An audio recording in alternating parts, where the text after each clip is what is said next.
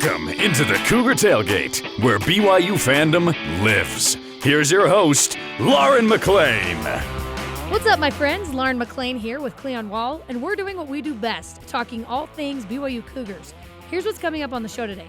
BYU Cross Country's Brandon Garnica chats with us about the number 2 Cougars success this season, Fortnite, and unicycle riding. Plus, Utah Tech's Executive Director of Intercollegiate Athletics comes on to discuss joining the WAC and the importance of these in-state games. But first, let's get to know the foe and talk about which seniors being honored during BYU's last home game of the season we'll miss the most. How's it going, Cleon? Can you believe there's only 2 more football games left? I know there's plenty of other sports, and we're going to talk about cross country today, but still, can you believe we only have 2 more games left? This season's gone fast. And I know we've seen winning streaks and losing streaks, but it's gone fast. I was going to say there's been a lot of drama in this really short season. There has been. And really, hopefully we have 3 more games left with the bowl game. We'll get to that a little bit later. BYU plays its last home game against Utah Tech, and it will be the team's first meeting ever. From Utah Tech's inception until 2006, they were a junior college program and a very successful one. In fact, I went to Snow College, and Dixie State and Snow College were rivals, and they were both very good junior college teams. In 2006, they made the transition to Division II, and 2 seasons ago, they became Division I. So they are the same as Southern Utah University and Weber State in terms of football. In 16 years, they went from junior college to FCS Division I. That's pretty amazing. Yeah, that's pretty amazing. That's good, especially when you think about where they are down in St. George, Utah, to be able to do that. It's not like they have a huge area to draw from. I mean, St. George is kind of out there. They're still a few hours from Las Vegas and a few hours from Salt Lake City. So I give them a lot of credit. I think that's really cool. And we invited Ken Beazer, Executive Director of Intercollegiate Athletics, on the show to talk more about Utah Tech athletics and to tell us his thoughts on how Utah Tech football has done their first year in the WAC. Thanks for joining us, Ken.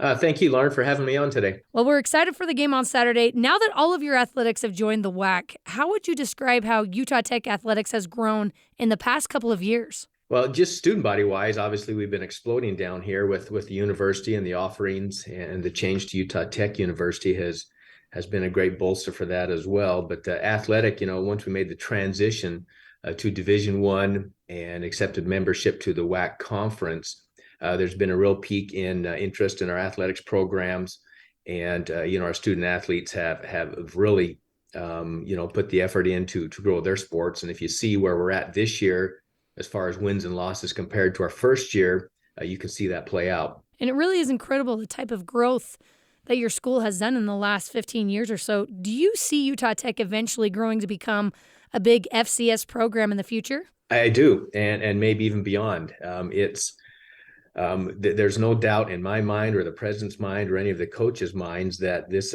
can be a real giant here. And that was the plan when we went to Division I. It wasn't just to be competitive. We want to be dominant in the FCS, landscape for years to come. Well, there's so much driving people to Southern Utah.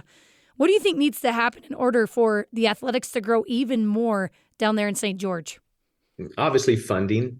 Funding is the number one resource that we are trying to accumulate right now to match the growth, and that's coming as our fan base down here is getting more and more involved with what we're doing. And I don't know if you've been able to see our stadium. We just opened up a Greater Zion Stadium this year, and what that's been able to do for us. But again, more of that as we have to upgrade our facilities, bolster our coaching program, support our coaches that we do have here with some financial backing as well. So it's gonna be based upon funding right there, and then just moving forward.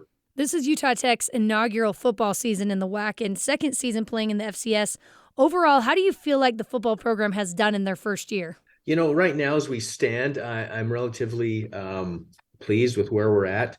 We knew there was going to be a growing period and a spurt where we needed to make a jump, and that's how it played out. Well, we started off a little rough as we were trying to fill our way through with the level of competition.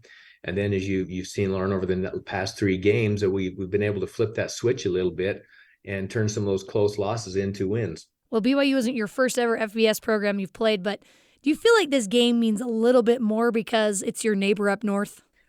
Without a doubt. And you even dig a little bit deeper than that, you'll find a lot of relationships and crossovers between BYU's coaching staff our staff and even myself, having been the athletic director at Southern Utah University, worked with many of the coaches on your staff up there. And then take it one step further, Coach Clark, his son is a coach for us, Jameson, down here. So it could go on and on and on. So definitely excited for this game. We appreciate the opportunity to come up and play in Lavelle Edwards Stadium.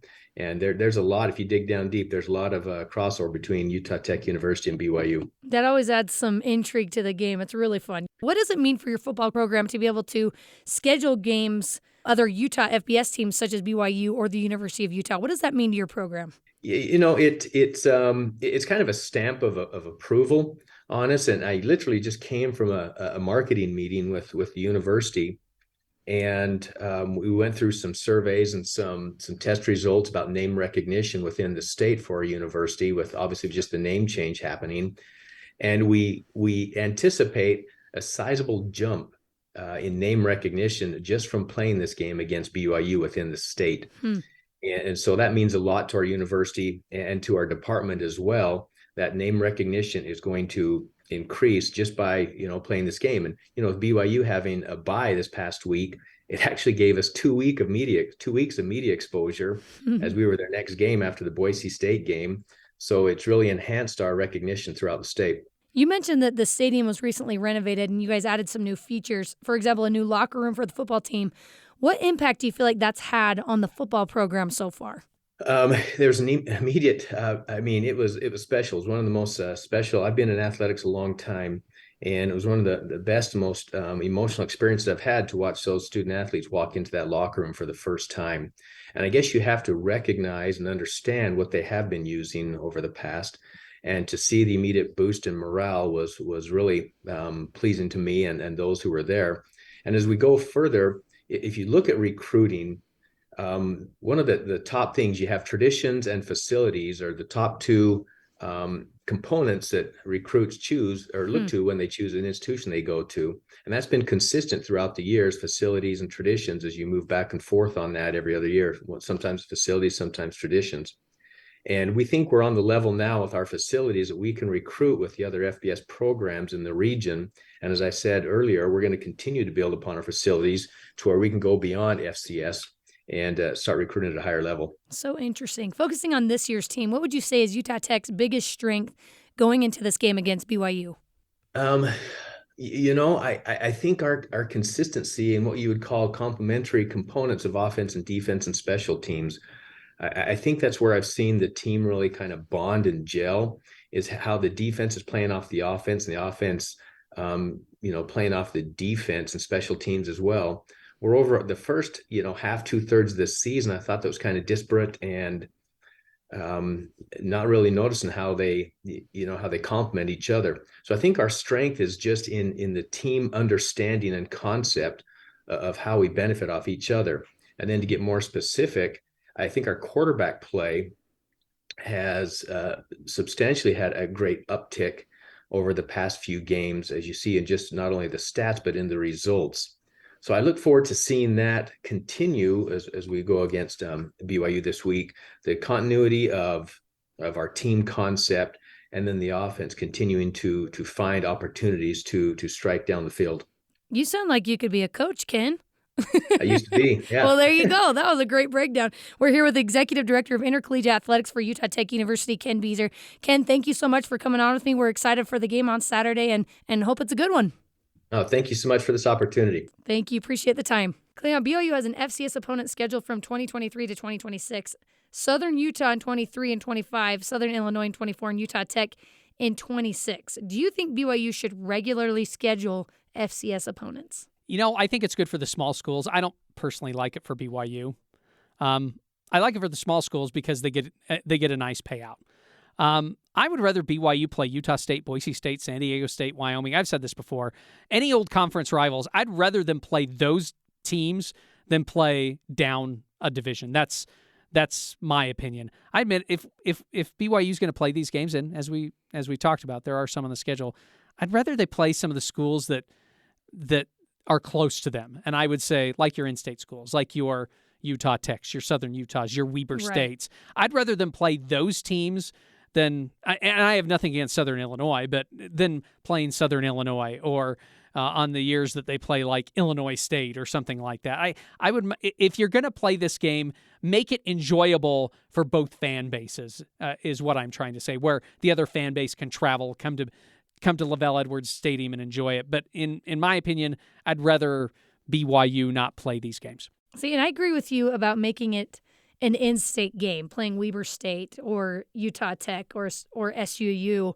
However, I do not agree with playing Boise State or Utah State, in place of those teams every year, because you have seen what those games have done to the health of BYU's football team. It is just destroys players, and so many people get hurt. So you and I have discussed this before. I think it's necessary to have, when you have such a hard schedule like BYU will have going into the Big 12, like they've had during independence, to play some of these smaller schools, to give the second, third, and fourth stringers some experience and playing time, which they haven't really gotten this year, if you've noticed, really. That's true. And so when the depth needs to start coming in, they're not ready because BYU has not played one of those smaller schools yet until this point in the season. So I think it's important to give the first stringers some time off to get healthy. I think it's important when you're trying out new things, new plays or schemes, and you can experiment a little in these games because it's almost a guaranteed win. So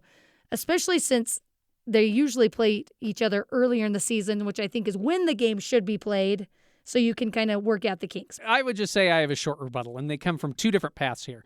Number one, if I'm a fan, no offense to Utah Tech, I'm not looking forward to this game. Right. It's the senior day game. That's the only thing that it has a hold for me. It's like, oh, it's senior day. I should go support the seniors. But as a fan, I don't really care about this game. Yeah. Because I know unless BYU is really bad, I know BYU is going to win this game. And so I guess for me, I'm not excited about this game. So from the fan perspective, I would rather not play an FCS opponent. The second thing I would say here is if BYU plans on getting into the future college football playoff, I think it's bad when you play FCS opponents. It looks good on your record, but if you're thinking, yeah, I want to get in the college football playoff, beating Southern Utah is not going to do it for you. But don't most of these, even the SEC teams, Alabama, Georgia, don't they play an FCS opponent to start the season? They do, but you're talking about the SEC now, and so they can get away with doing that.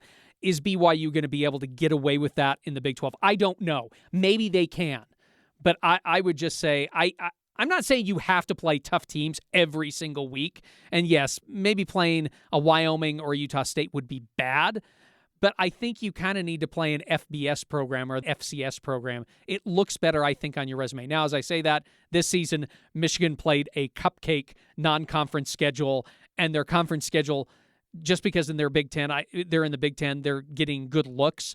But other than that, their conference schedule hasn't been good either.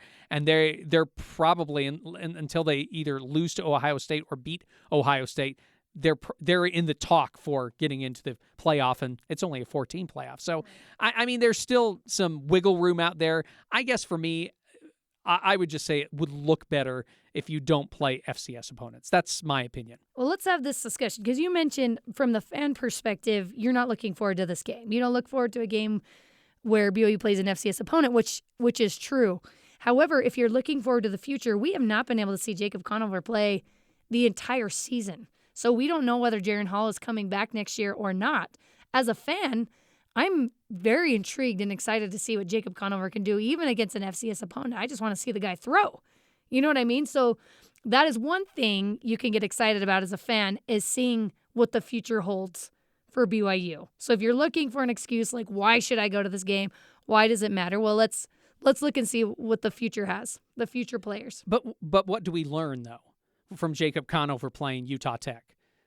I mean, yeah, he's going to get playing time. He's going to get playing time, but is he actually going to be throwing, or is he just going to be handing off because BYU is going to have a big lead? Or I don't know. I guess for me, you can still get that valuable playing time during the season. You can do it in one of two ways, and I know some fans may not like the one way, which is just have designated series where the other quarterback goes out there. That's dangerous, but that's one way. The other way you can do it is, I don't know, beat the other teams good enough so you can put your backups out there. And I know that's a tall task too. I get that. I totally understand that. But there are other ways that you can get players playing time. It doesn't always have to be against lesser opponents. Or if you want a lesser opponent, maybe you find an FBS lesser opponent. As I said, I think in the near future, it's fine. Right now, BYU has an FCS opponent through 2026, and that's fine. And they'll probably schedule some more a little bit farther out there. You'll probably see Utah Tech again, or Southern Utah, or some team like that. But I'd say the farther you get in, I think it's better if they play FBS teams. And that may be tough on them, but hopefully by that time, 8-10 years down the road, they have a good enough team that they can do that. Yeah. Well, we'll see what happens with BYU because it could go a lot of ways, honestly. It'll be intriguing to see what happens with BYU entering the Big 12. Here are a few fun ties between BYU and Utah Tech. On Saturday, BYU tight end coach Steve Clark will have the opportunity to coach against his son, Jamison Clark. Jamison is a defensive assistant coach for Utah Tech, and for a long time, Jamison would help out BYU's football team, and now he has a chance to coach against them. Jamison said he always looked up to his dad and that Steve is without a doubt Jamison's hero, and he feels privileged to have the opportunity to face BYU and his dad. And Jamison told the Deseret News, "It's very cool, and I'm humbled and very grateful to be a part of it." That's got to be a cool experience for both of them. And it's cool, too, just because Steve also worked his way up to BYU. He coached at your Southern Utahs and your Weber States, and his son's kind of following in his footsteps. So I think that's really neat, too. Utah Tech's head coach, Paul Peterson, he spent the 2006 and 2007 season with BYU as an offensive graduate assistant. By the way, BYU's record was 11-2 that 2006 year, so not too bad. Nope. His brother Charlie played as a BYU quarterback in 95, 98, and then 98 through 2001. Some other fun ties. Utah Tech D-line coach Lonnie Fangupo played for BYU in 2010 and 2011. I remember Lonnie when he played. And offensive coordinator Craig Stutzman was a senior wide receiver on Hawaii's 2001 team that beat BYU. It was his last game as a Rainbow Warrior, and he was ejected from the stands for punting a ball into the stands and then jumping into the stands after the fans. By the way, he said he didn't regret it. The only thing he regrets is that he didn't punt the ball farther into the stands. Was Kalani a part of BYU's 2001 team? He was not. He had graduated. Just graduated, right? Just graduated, yes. Oh, because that would have been a fun reunion. All right, it's BYU football senior day with 37 guys being honored, but just 13 who will for sure be playing in their last game at LaVell Stadium. Who are you going to miss the most? I'm probably going to say Lorenzo Fauatea. He's battled injuries. He's hung around. He's fun to talk to. He's the guy I'm probably going to miss most. We had him on Cougar Tailgate before the start of the season. It was fun to talk to him. I'll probably miss him the most. Yeah, he's battled a lot of injuries and hope he can finish off the season strong. I went with Lupini Katoa. He's been a bright spot in the run game his whole career. I remember when he was on the scout team right after his mission, and the starting defense was pleading with coaches to let him play because he was so impressive, and BYU needed a running back at that time. He's extremely hard worker. He's quick, hits holes hard. He's had to take a back seat at times to other backs throughout his career, but what I love is he just comes in and he does his job when his number's called, and he stayed loyal to BYU regardless, and I hope his last two games are standouts for him and he ends on a high note.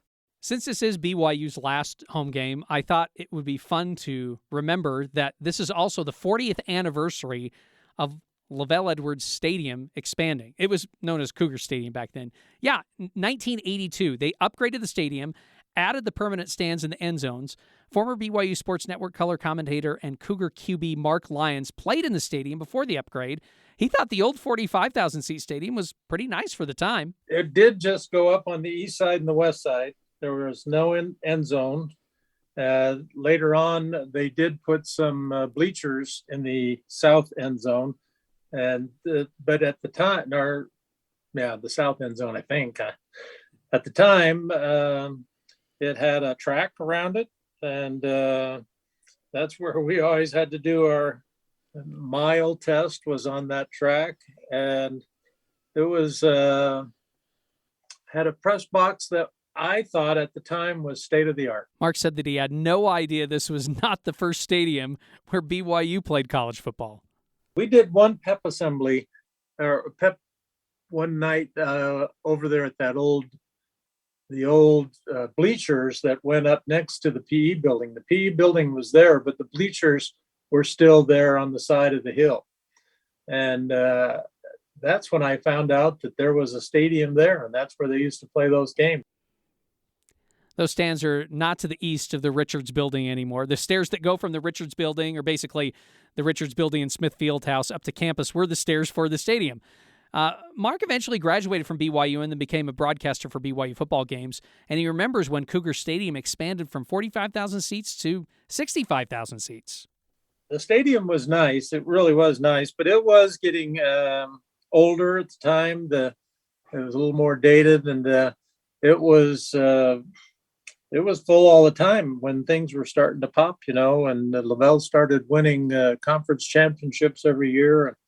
The fans were showing up, and so they needed to have more facilities to be able to handle those crowds. And for them to put that all together in an off season, they did it in one season to have it ready for the next year.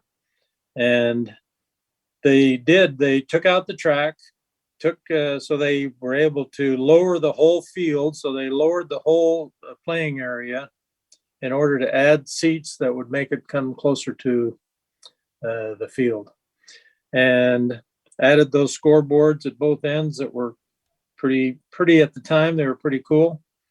And boy, the press box got a big upgrade. One thing I want to say is that Lavelle Edwards Stadium, the record for attendance there, 66,247, 1993, when Notre Dame came and played here. It'd be nice to get that many fans in the stands again. I'm not sure I'm going to see that happen again because they've reduced the number of seats because they've ripped out a lot of bleachers. By the way, I've heard from some fans, can they just rip out the rest of the bleachers and put more seats in? Let's make it a little more comfortable. I'd be okay with that. Yeah, exactly. Marc Lyons, what a wonderful guy. Coming up, the BYU men's and women's cross-country teams are atop the WCC and looking to make another mark nationally. Senior runner Brandon Garnica joins us to discuss his top 10 finishes and what it's like to race against his twin brother. Don't go anywhere. This is Cougar Tailgate.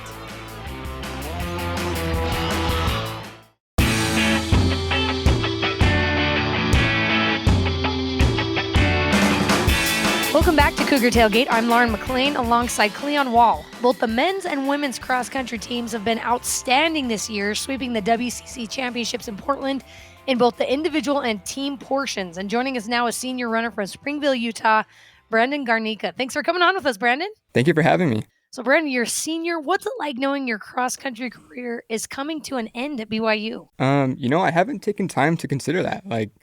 I still feel like the freshman that came on back in 2018. And you had to think about that, didn't you? When was I a freshman? Yeah. And so it's weird to think about. I haven't really thought too much of it. I've just been doing one race at a time, and I think once it's done, I'll probably take it all in. But I'm blessed to be here for the last couple of years. We know that you still have some running to go, but up to this point, what do you think's been your lasting memory of being on the BYU cross-country team? That would have to be winning it back in 2019. And so that's probably my favorite lasting memory of just here on BYU's cross-country. Not many of us are national champions, as you might know. How would you describe the feeling of winning that national championship in 2019? It was tough. It was very wet, but I was very proud of it. We put a lot of work in that year, and we were kind of the underdogs. We weren't really ranked that high. It was looked at as like a rebuilding year. So to come out with the championship on top, it was just amazing. I was blown away. And you're from Springville. That's just south of Provo. Yeah. I mean, it's like right in BYU's backyard, but that doesn't mean you're thinking, yeah, I want to go to BYU. So why did you choose to come to BYU? Mainly two reasons. It was the academics are really great here, and then the program here for our cross-country team is just phenomenal. With a coach like Ed Eyestone, and then at the time we had like Rory Linkletter, Connor McMillan, Clayton Young, and coming up was Connor Mance. And so I saw a lot of amazing athletes, and then particularly the degree I wanted to go into, they had it here. And so those are some of the reasons why I chose to come to BYU. You have a twin brother, Caleb, who also runs cross-country for Utah State. How did you two decide to run at different schools? What was that process like? Towards our senior year, we were more separate. Like, you think of twins and you think of, a best friend forever. But towards our senior year, we kind of became more independent. And when it came to running collegiately, he had his own plan. He wanted to go to Utah State, and I was like, I want to go to BYU. And we were kind of just content with that. We were like, we're going to part paths, and we will meet each other at the end. And so it wasn't too big of a deal, but we very mature about it is how I would go about it. I'm always interested in that. I've met twins who, and we've even interviewed twins on different shows here on BYU Radio where they're like, yep, we do everything together. We make decisions together. Was there anything that went into you becoming a little bit more independent? Was it an age thing or what was it? I think it was age, friend groups, interest. We still have a lot of interest, but we just kind of found more interest in other subjects or activities. And we also just felt like we needed our own identity. That's the one thing I feel like with twins is if you know twin A, you obviously know twin B, but we kind of went away from that. We wanted some definite personal identity to ourselves. You wanted to be your own person, and I totally understand that. So with all that independence, was your relationship with each other more supportive, or would you say it was more competitive when it came to running? Definitely supportive. We support each other a lot, and especially throughout these last few years. I still keep up with him and just ask him how the season's going. And I do a lot of stuff outside of cross country with him. And so it's fun just to come back and have no competitiveness between each other and just more like, how's it going? Like, how was your school year? Like, what are you doing? And who are you hanging out with? And so it's really nice to catch up with him. Okay, that's nice and all, but who's the better runner? I mean, come on, you can tell us. You can look at the stats and you can figure that out for yourself. You're not gonna. Oh, you're so nice. Yeah, I was gonna say. so I nice, mean, Brandon. if you're better than your brother, maybe you ought to just say, you know what? I'm better than my brother. He knows it. I know it. That's okay. Don't make him do it, Cleon. Don't make him do With it. a smile on his face, he can do it with a smile on his face and a laugh. I mean, I will give him the. He does have an All-American on me in cross country, so he does have that, and so I'll give him that. Okay. All right. Brandon, you have had 10 top 10 finishes during your time at BYU and 2 podium finishes for cross country. What is your mentality like during big races? How do you accomplish all that? Just try to keep as relaxed as possible, especially with those longer distances, and especially in the 10K. It's just I want to be relaxed as possible, focus on the goal. I usually have a plan beforehand that I would like to follow throughout the race, and then I always have that little bit of like in the air, like if anything comes up, just ride with it and kind of just be ready for anything. You are not only an athlete. I mean, we talked to all these athletes and we talked to them about their running, but you're studying, you're trying to get a degree.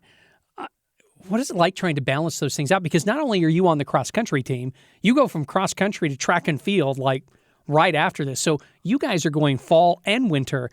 What is that like for you? How tough is that for you? It's pretty tough. It's a lot of discipline when it comes to planning, scheduling, making sure you're on top of homework, coordinating with professors, TAs, and just the biggest thing is discipline. Just getting the homework done first and then having fun later is really what I try to do. So are you still in electrical engineering? Is that still your major? Yes, I am. All right. So after the track season is done, what's your plan? Is it to keep running or are you wanting to do something in engineering? I would love to go and do professional running. I have a lot of older teammates who have done that, and I'd love to follow suit. But I also have like a contingency plan that if that doesn't go out well, then I would fall back on my degree and do engineering. And I'm not really sure where I want to go with that, but I love electrical engineering, and so I'm sure I'd find something with it. You mentioned that you've had former teammates that have gone pro and that they have been professional runners. What do you think that is? I mean, what's that next step that you need to do to go from, hey, I'm a pretty good collegiate runner to I'm competitive on the professional circuit too? Mm-hmm. Definitely placed well at this national race on Saturday, and then get some really fast times in the indoor and outdoor season. So that would be close to like Olympic qualifying time. So I can't remember what it is exactly. I think it's 13:13 for the 5K, and then like 27, high 27s in the 10K. Wow. And so really just fast times, win some big races, kind of get your name out there, and hopefully an agent will pick you up and get you a shoe brand. Well, we wish you the best of luck. I hope that happens for you. Now on to the really important, hard-hitting questions. Are you ready? Yeah. Your bio on the BYU Athletics website says that you play Fortnite competitively. What does that mean?